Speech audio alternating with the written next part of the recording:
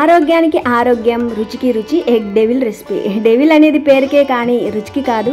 మీరు సాయంత్రం కాస్త టేస్టీగా ఈజీ ఫీల్తో ఏదైనా చేయాలనుకుంటే మాత్రం ఈ రెసిపీ ఖచ్చితంగా ట్రై చేయాల్సిందే.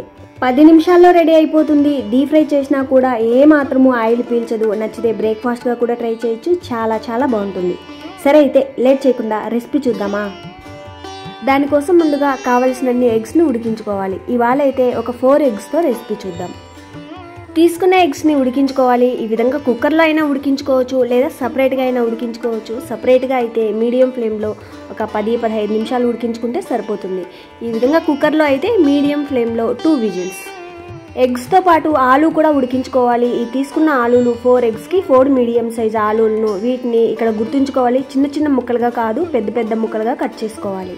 చిన్న చిన్న ముక్కలుగా కట్ చేస్తే 2 విజిల్స్కి మెత్తగా అయిపోతాయి కాబట్టి ఇక్కడ కొంచెం పెద్ద సైజ్ ముక్కలుగా కట్ చేసుకోవాలి.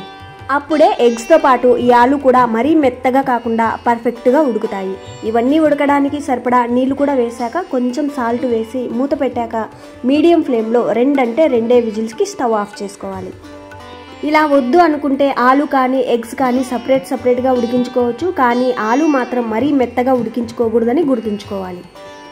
ఇక్కడ గుర్తుంది కదా, మీడియం ఫ్లేమ్లో 2 విజిల్స్ రాగానే అలాగే వదిలేయకుండా ఒక 5 నిమిషాల తర్వాత ప్రెషర్ మొత్తం పోయిన తర్వాత ఓపెన్ చేసి చూద్దాం.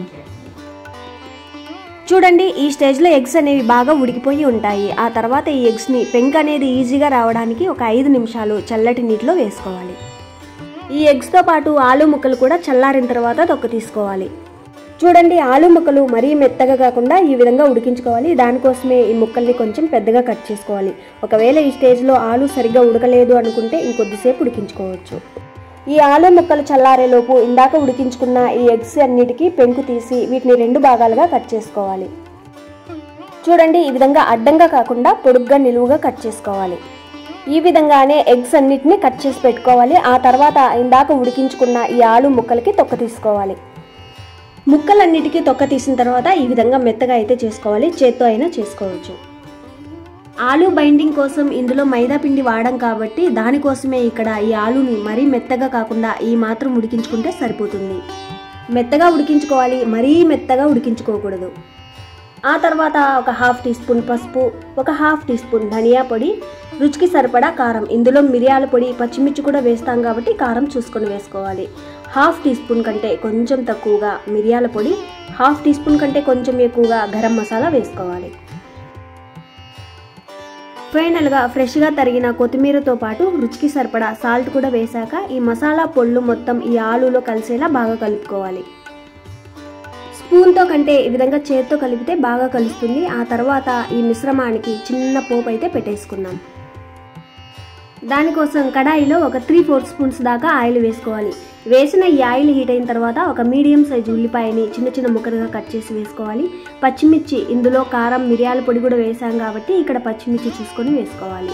ఆ తర్వాత మీడియం ఫ్లేమ్లో ఈ ఉల్లిపాయలు లైట్గా రంగు మారేంత వరకు వేయించుకోవాలి.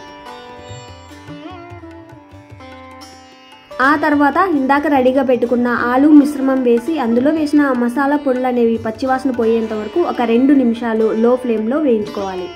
వేసిన పోపు మొత్తం ఈ ఆలులో కలిసేలా ఈ విధంగా బాగా కలిపి ఒక 2 నిమిషాలు వేయించుకుంటే అంతే. ఆ తర్వాత ఈ ఆలు మిశ్రమం చల్లారిన తర్వాత చేతులకి ఆయిల్ రాసి నిమ్మకాయ సైజు కంటే కొంచెం పెద్దగా ఈ ఆలు మిశ్రమాన్ని తీసుకుని చూడండి ఈ విధంగా చేసి ఇందాక కట్ చేసుకున్న ఎగ్గు ముక్క పెట్టుకోవాలి. ఇదే విధంగానే కట్ చేసుకున్న అన్ని గుడ్డు ముక్కల్ని ఆలు మిశ్రమంతో ఈ విధంగా రెడీ చేసుకోవాలి. ఇక్కడ షేప్ అనేది గుడ్డు షేప్లో అయినా చేసుకోవచ్చు, లేదా రౌండ్ షేప్లో అయినా ఈ విధంగా బాల్స్లా చేసుకోవాలి. ఇదే విధంగానే కట్ చేసుకున్న గుడ్డు ముక్కలన్నింటినీ ఈ విధంగా ఆలు మిశ్రమంతో రెడీ చేసి ఒక ప్లేట్లోకి తీసుకోవాలి. ఆ తర్వాత ఒక బౌల్ తీసుకుని 2 గుడ్లు కొట్టి వేసుకోవాలి. తీసుకున్న 4 ఎగ్స్కి అంటే 2 భాగాలుగా కట్ చేసుకున్నాం కదా, వాటికి ఈ 2 ఎగ్స్ అయితే సరిపోతాయి. ఆ తర్వాత వీటిని ఈ విధంగా బాగా గిలక్కొట్టాలి. వైట్ ఎల్లో బాగా మిక్స్ అయ్యేలా ఈ విధంగా ఒక 2 మినిట్స్ కలిపిన తర్వాత ఇంకొక ప్లేట్లోకి బ్రెడ్ క్రమ్స్ రెడీగా పెట్టుకోవాలి. ఇప్పుడు ఇందాక స్టఫింగ్ చేసి పెట్టుకున్న ఈ ఆలు బాల్స్ని గుడ్డు మిశ్రమంలో ముంచి అటు ఇటు దొర్లించి తర్వాత బ్రెడ్ క్రమ్స్లో కూడా అదే విధంగానే దొర్లించి పొర్లించి పక్కన పెట్టుకోవాలి. ఇదే విధంగానే ఆలు బాల్స్ అన్నిటిని గుడ్డు మిశ్రమంలో ముంచడం, బ్రెడ్ క్రమ్స్లో ఈ విధంగా దొర్లించడం. ఫైనల్గా ఈ ఆలు బాల్స్ అన్నిటిని ఈ విధంగా రెడీ చేసి పెట్టుకోవాలి. ఇదే విధంగానే బాల్స్ అన్నిటిని రెడీ చేసుకున్న తర్వాత డీప్ ఫ్రై చేసుకోవాలి. బాల్స్ వేసే ముందు ఆయిల్ వేడి మీద ఉండాలి, లేదంటే ఆయిల్ పీల్చేస్తాయి. ఈ విధంగా వేసిన తర్వాత మంటని మీడియం ఫ్లేమ్లోకి ఉంచి వెంటనే కదపకుండా ఒక 2 నిమిషాల తర్వాత అటు ఇటు తిప్పుకుంటూ లైట్ గోల్డెన్ కలర్ వచ్చేంత వరకు ఫ్రై చేసుకోవాలి.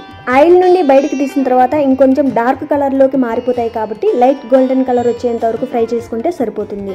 చూడండి, ఈ విధంగా ఆలు ఎగ్స్ ఉడికించుకుంటే చాలు, 10 నిమిషాల్లో ఈ స్నాక్ రెడీ అయిపోతుంది. పిల్లలైతే టమాటా కెచప్తోనూ, పెద్దలైతే ఉల్లిపాయతో సర్వ్ చేసుకుంటే చాలా చాలా బాగుంటుంది. ట్రై చేసి చూడండి. సరే అయితే మరో సింపుల్ రెసిపీతో మళ్ళీ కలుద్దాం. Thank you for watching.